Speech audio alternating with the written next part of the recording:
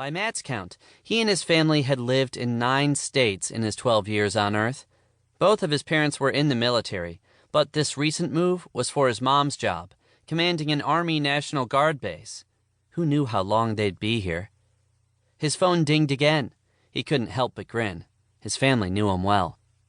"You said you were leaving." Matt paddled the kayak to the riverbank and hopped off sideways before it came to a stop. He dragged the boat up onto the shore and took one last look at the shimmering river before heading home. "Happy birthday, sweetheart!" Happy birthday, little brother." His mom and sister wrapped him in enthusiastic hugs. Behind them, his dad's face filled the computer screen. "Happy birthday, buddy." His voice was deep and familiar, even through the laptop speakers. He sounded a lot closer than 8,000 miles away.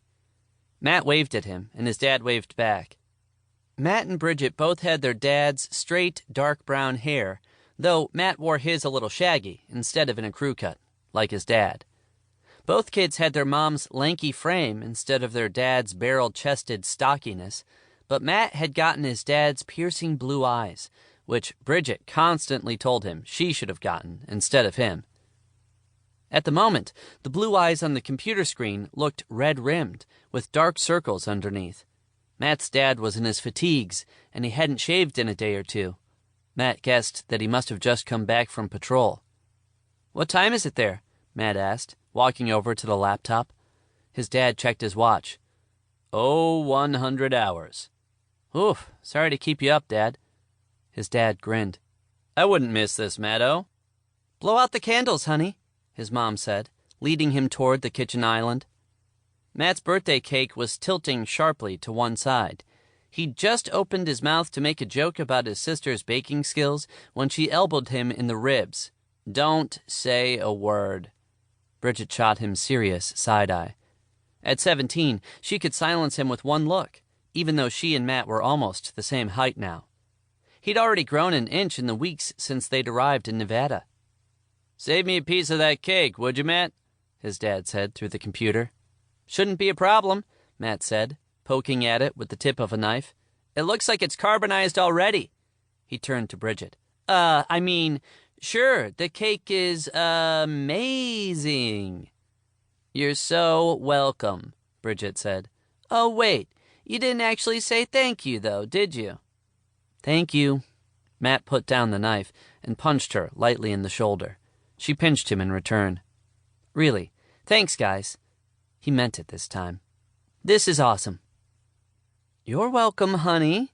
His mom squeezed his shoulders and planted a kiss on the top of his head. She cut the cake, handed them hefty slices, and took one for herself. "Let's open some presents, shall we?" she mumbled through a mouthful. His sister handed him a flat package. Matt unwrapped it quickly. It was a new video game that he'd been wanting. "Sweet," he said. "Thanks, Bridge." "You're welcome, stinker." Matt's mom disappeared into another room, and Bridget followed. They were in temporary housing, living on the base until they found their own place nearby. Although as far as Matt could tell, no one had time to look at real estate. His dad certainly couldn't do it from the Middle East, and his mom was working at her new job pretty much around the clock. Not only was Matt's mom running the whole National Guard base, she was also in charge of setting up a new National Guard canine unit. It was the first of its kind out west, and it was a big deal. His mom, Colonel Tackett, couldn't mess it up. Matt had been shocked when his mom sat him down right before Christmas and told him they were moving in January. Her new position had come up quickly. Matt was used to moving, but this time he'd barely had time to say goodbye to his friends in Oregon. And to make it even more stressful, Matt's dad was only halfway through a long deployment. He'd been able to take a few days' leave to help them move, but he wouldn't be home again for months until he'd completed his mission. Matt picked up the laptop and carried it over to the couch. He flopped down onto the cushions and propped the computer up on his knees. "You still awake, Dad?" "Yep," his dad yawned. "I can't believe you're 12, my man." Matt shrugged. "Yeah?" "You liking Nevada?" Matt thought about it for a second. Nevada wasn't any worse than Tennessee or Ohio, and it wasn't quite as cool as Oregon. "Yeah," he was happy to say.